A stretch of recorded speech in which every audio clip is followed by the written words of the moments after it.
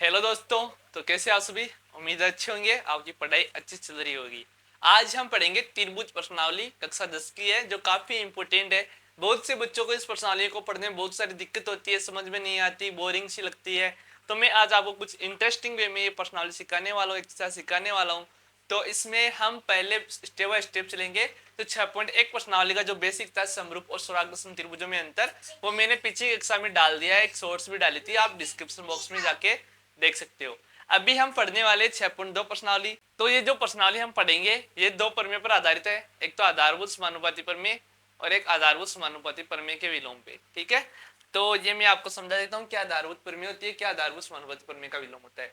और हमने इन जो दोनों प्रमेय है, जो दोनों थ्योरम है, उसको हमने पहले की कक्षाओं में क्या किया है, सिद्ध भी कर रखा है। ओके, जैसे ये ट्रायंगल आपको दिखाई दे रहा होगा। इस ट्रायंगल में अगर हम एक लाइन ड्रॉ करें,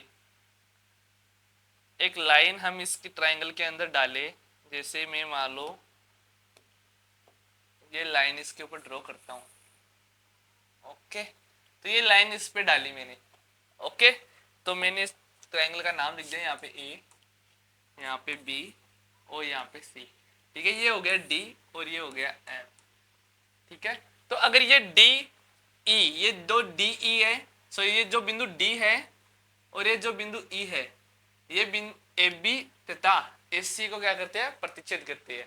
ओके, तो हम लिख सकते हैं कि जो डी एफ है, अगर वो एस सी के समांतर हो, यानी ये भुजा और ये भुजा आपस में पैरेलल हो, तो इन भुजाओं का जो अनुपात होता है, जैसे ये भुजा और ये भुजा, इनका अनुपात यानी ए डी बट्टा बी डी, यानी ए डी यहां से यहां तक का ए डी और बी डी, इसका अनुपात, और ए एफ और सी का अनुपात क्या होता है, बराबर होता है। जैसे मैं बताने वाला हूं, तो क्या होगा, ए एफ बट्टा एफ सी। ये ही आधारभूत समानुपाती प्रमेय होती है।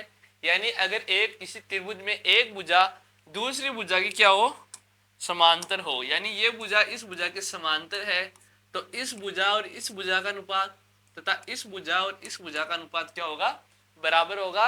और इसी प्रमेय को क्या कहते हैं, आधारभूत समानुपाती प्रमेय। जो आपकी प्रश्नावली दूसरी प्रश्नावली है, वो इसी पे टिकी हुई है, जिसके बारे में हम आगे पढ़ेंगे।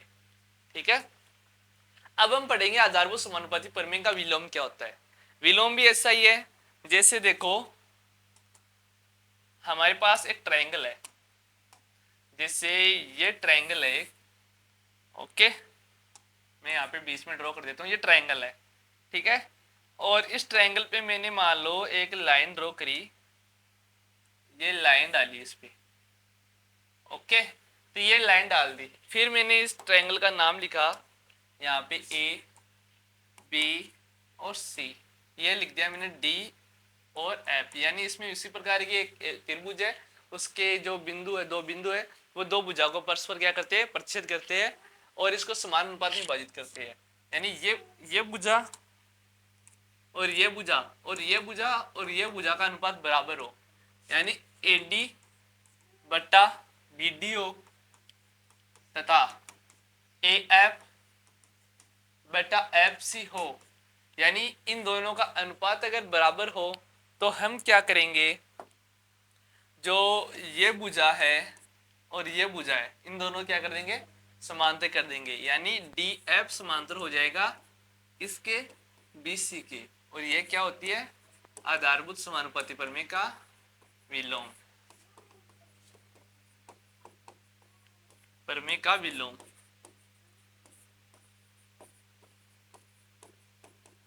तो इसके बारे में अभी हम पढ़ने वाले हैं कि ये कैसे वर्क करती है, क्या है। ठीक है, तो जो पहले, तो दोस्तों हमारा जो थर्ड क्वेश्चन है वो बोल रखा है कि एल एम समांतर है किसके, सी बी के। यानी ये एल एम है वो सी बी के समांतर है, और एल एन समांतर है किसके, सी डी के। तो आपको सिद्ध करना है कि ए एम यानी ये भुजा ए एम और बटा ए बी, यानी ये भुजा और ये भुजा पूरी, और क्या दे रखा है, ए एन यानी ये भुजा और ये बाकी की पूरी भुजा क्या है, बराबर है। इसको आपको सिद्ध करना है। तो आप क्या करोगे, दिया हुआ लिखोगे सर्वप्रथम, क्या क्या दे रखा है,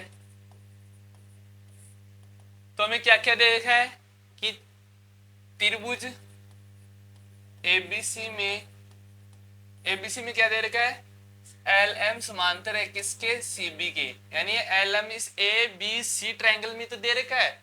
ओके, और ये सारी चीजें आपको लिखनी है ताकि एग्जामिनर को समझ में आए, आप जितना लिख के आओगे उतना नंबर मिलेगा।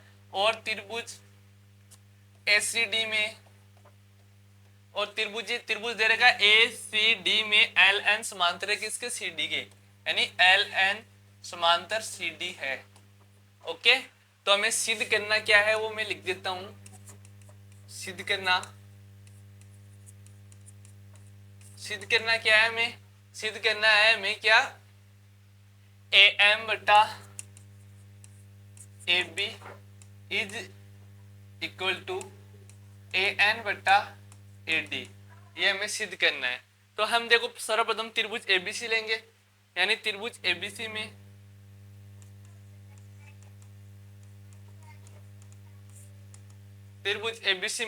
एबीसी में क्या दे रखा है, एल एम समांतर है किसके, यानी एबीसी में तो दे रखा है ये एल एम समांतर है बीसी के, तो ये एल एम और बीसी इस एबीसी त्रिभुज में तो दे रखा है। देखो ये त्रिभुज है हमारे पास ए बी और सी, ये त्रिभुज दे रखा है, इसमें ये भुजा और ये भुजा क्या है, समांतर है।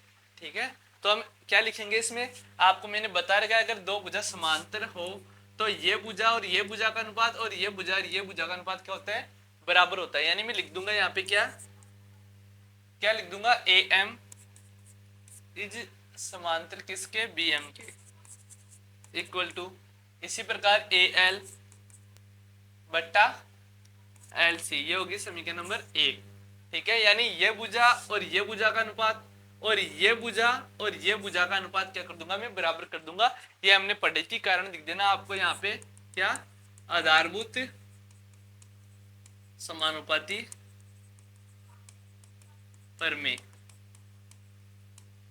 ओके, ठीक है, इसी प्रकार में दूसरा त्रिभुज लूंगा, त्रिभुज ये नीचे वाला लूंगा मैं, ए डी और सी, यानी त्रिभुज ए डी सी में, एडीसी में क्या दे रखा है मुझे, एडीसी में दे रखा है मुझे क्या, एल एन समांतर किसके, सी डी के, यानी एल एन इज समांतर किसके, सी डी के, यानी ये भुजा किसके समांतर है, इसके आपको पता है अगर दो भुजा परस्पर समांतर हो तो उन भुजाओं का अनुपात क्या होता है, बराबर होता है। तो मैं क्या लिख दूंगा यहाँ पे, क्या लिख दूंगा, ए एल बट्टा L C is equal to, यानी ए एल ये और ये भुजा का अनुपात और ये भुजा का अनुपात क्या है, बराबर है, बराबर ए एन बट्टा डी एन, ये होगी समीकरण नंबर 2।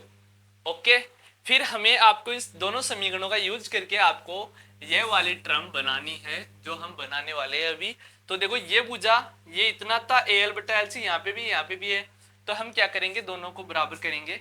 कैसे, किस समीकरण 1 व 2 से, नीचे लिख लेना आपको, मैं जगह नहीं है इस प्रकार यहाँ पे लिख रहा हूँ, 1 व 2 से, तो क्या हो जाएगा, ए एम बट्टा B M is equal to A N बट्टा डी एन, कर सकते हो इसे, यानी ये भुजा बराबर थी तो मैं इसको इस प्रकार लिख सकता हूँ। ठीक है, अब हमें क्या करना था, सिद्ध क्या करना था, ए बी बट्टा, अब मेरे को इससे ए बी बनाना है, यानी ए एम तो मेरे को चाहिए, यहाँ पे पर्सन में ए एम तो चाहिए, बी एम नहीं चाहिए। ठीक है, तो मैं इस बी एम में ए एम जोड़ूंगा तो मेरे पास क्या आ जाएगा, ए बी आ जाएगा। ठीक है, तो इसके लिए मैं क्या करूंगा, इसको थोड़ा उल्टा कर दूंगा मैं, तो ये हो जाएगा बी एम बट्टा ए एम, इसको उल्टा किया तो ये भी उल्टा होगा, यानी क्रॉस मल्टीपल किया है मैंने। ठीक है, बट्टा ए एन। ठीक है, तो समीकरण में एक जोड़ने पर हम दोनों तरफ क्या जोड़ेंगे, एक जोड़ेंगे, तो ये हो जाएगा बी एम बट्टा A M plus 1 equal to D N बट्टा ए एन प्लस 1, कारण लिख देना आपको एक जोड़ने पर। ठीक है, अब मैं इसमें एक जोड़ूंगा तो ये तो बन जाएगा नीचे ए एम, तो यहाँ पे हो जाएगा B M plus A M is equal to D N plus A N बट्टा ए एन, ये तो आपको आता ही होगा, आता होगा ये, तो आपको पता है बी एम और ये जो बी एम और ये जो ए एम है, ये दोनों मिलकर क्या बनाएंगे, ए बी बनाएंगे। तो यहाँ पे तो लिख दूंगा ए बी, ठीक है। A M plus B M क्या बनाएंगे, ए बी बटा A M equal to A D, यानी ए एन और डी एन मिलकर ए डी बनाएंगे बटा ए एन, ठीक है। सिद्ध हमें क्या करना था, ए एम बटा बी एम, तो इसको क्रॉस मल्टीपल वापस करेंगे तो हमें मिल जाएगा ए एम बटा A B equal to A N बटा ए डी, और यही हमें सिद्ध करना था और ये हमने प्रूव कर दिया। तो आप आसानी से इस क्वेश्चन को समझ गए होंगे। अगर आपको कहीं पे भी दिक्कत है तो आप कमेंट बॉक्स में कमेंट करना, ताकि मैं और अपना जो टीचिंग स्किल है, एजुकेटिंग स्किल है, उसको थोड़ा इंप्रूव करूं। तो आप इस क्वेश्चन को आप देख सकते हो, कहीं पे भी आपको समझ में ना आए तो आप मेरे को जरूर बताओ, ताकि मैं इसमें थोड़ा सुधार बताऊं, ठीक है। देख लो आप इसको एक बार।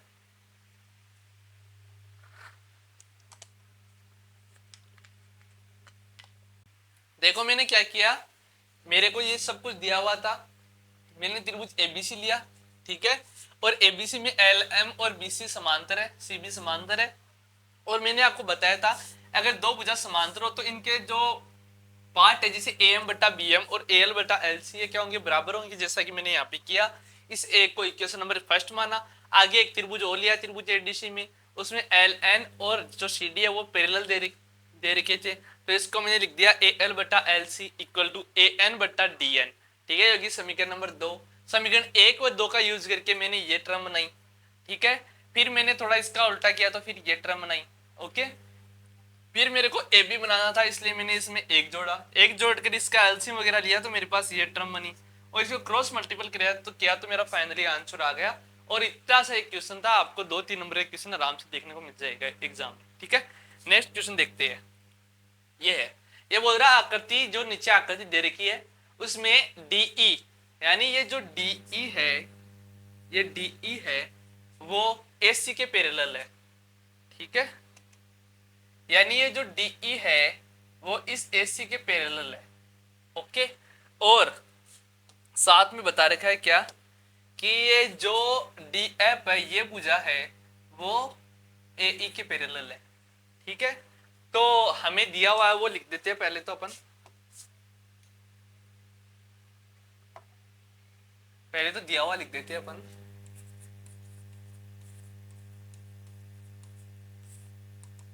दिया हुआ क्या है कि त्रिभुज एबीसी में क्या क्या दे रखा है हमें, DE is parallel by AC, DE AC के समांतर है, तथा और क्या दे रखा है, डी एफ पैरेलल है किसके, एई के, ठीक है। तो सिद्ध करना क्या है हमारा,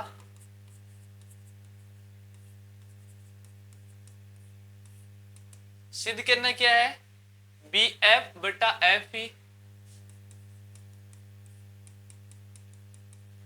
इज इक्वल टू किसके, बीई बटा ईसी के, ओके। ये सिद्ध करना है। सिद्ध क्या करना है हमें, बी एफ बटा एफ ई ये, तथा और क्या करना है, और सिद्ध क्या करना, बीई, बीई कहां पे है, यानी ये पूरा बीई बटा ईसी, ये इतना सा हमें सिद्ध करना है। तो एकदम इजी है, हम कर लेंगे आराम से। कैसे करेंगे, कैसे करेंगे बताओ। हम पहले देखो ये त्रिभुज लेंगे जिसमें ये हरा वाला बन रखा है ना, तो त्रिभुज लेंगे हम बी ए ई में, ये हरा हरा एक एक सिंगल लाइन इस रखे ना मैंने समझने के लिए, तो उसको लेंगे त्रिभुज। तो हम लेंगे त्रिभुज बी ए ई में,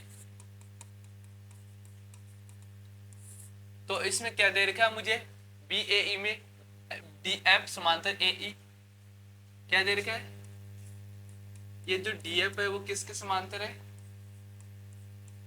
ए ई के, ठीक है। तो अपन क्या करेंगे, ये डी एफ ये भुजा और ये भुजा समांतर, तो इसका मध्य बिंदु डी है, इसका एफ है, तो इसका बी डी बटा ए डी हो जाएगा। ये पार्ट बराबर होते मैंने सिखाया था आपको,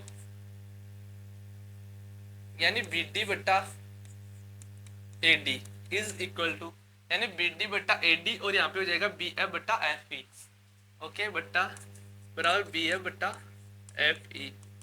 कारण लिखेंगे अपने इसका क्या, आधारभूत समानुपाती प्रमेय। ठीक है, ये होगी समीकरण नंबर हमारी 1। फिर आगे त्रिभुज अपन दूसरा लेंगे, त्रिभुज एबीसी में, यानी हम इस पूरा त्रिभुज को लेंगे ए बी और सी में। तो इसमें क्या दे रखा है हमें, ये लाल वाला दे रखा है पैरेलल, यानी D E is parallel by A C. ठीक है, डी किसकी पैरेलल है, ए सी के। तो अपन इसके पार्ट को बराबर कर देंगे, यानी डी तो इसका मध्य बिंदु है और ई इसका है, तो यानी बी ई बटा ई सी और बी डी बटा ए डी। ओके, तो लिख देंगे अपन क्या कि बी डी बटा A D is equal to B बटा ई सी। ये हो गया समीकरण नंबर 2। अब आपको समीकरण 1 और 2 में क्या कॉमन दे रखा है, तो ये भी बी डी है बटा A D is equal to B D बटा ए डी है। तो हम इस ए डी की बी डी ए बटा ए डी की जगह पे बी एफ बटा एफ लिख सकते हैं। तो लिखना हमें यहाँ पे क्या, समीकरण 1 और 2 से तो क्या कर देंगे अपन, बी एफ बटा एफ ही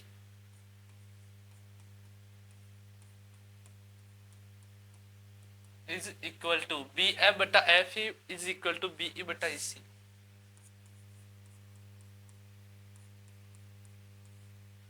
ठीक है, बी एफ बटा एफ ही is equal to B E बटा ई सी, यही सिद्ध करना था। तो ये हमारा हैंस प्रूव, ये प्रूव कर दिया हमने। ठीक है, तो आप देख लो एक बार इस क्वेश्चन को, एकदम इजी क्वेश्चन था, आपको अच्छे से समझाने की कोशिश की है मैंने क्या किया, पहले त्रिभुज ए बी ई लिया, क्योंकि इसमें दो ये डी एफ और ए ई पैरेलल दिखाई दे रहे थे, और मेरे को पता है ये बिंदु और ये बिंदु बराबर है, तो इसका पार्ट और इसका पार्ट बराबर, इसका पार्ट और इसका पार्ट का अनुपात बराबर, यानी बी डी बटा ए ई बराबर ए डी बराबर बी एफ बटा एफ ई। ये होगी क्वेश्चन नंबर फर्स्ट। इसी प्रकार मैंने त्रिभुज एबीसी लिया, क्योंकि इसमें एबीसी में एक तो एसी भुजा और डी भुजा समांतर है, तो डी इसका पैरेलल बिंदु और एफ इसका। तो मैंने क्या किया, बी डी बटा ए डी लिखा उधर और इधर लिखा ए बी ई बटा ई सी। ठीक है, फिर दोनों में बी डी बटा ए डी कॉमन है, तो समीकरण 1 और 2 का यूज करके मैंने ये टर्म बना लिया, और इससे मेरा क्वेश्चन क्या हो गया, सिद्ध हो गया। आपको ये क्लास बहुत ही अच्छी लगी होगी, मैंने पूरी कोशिश की आपको एक क्वेश्चन समझाने की। अगर कहीं पे भी गलती रही हो तो आप देख लेना और मेरे को बताना, ताकि मैं आने वाली कक्षाओं में ये ऐसी गलती ना दोहराऊं। ठीक है, तो मिलते हैं अगली क्लास में इसी उत्साह और उमंग के साथ। तब तक के लिए अलविदा। वीडियो को लाइक करना, शेयर करना और अपने दोस्तों को जरूर बताना, ताकि हम और बच्चों को जोड़े और अच्छे से पढ़ाने की कोशिश करें। ठीक है, धन्यवाद।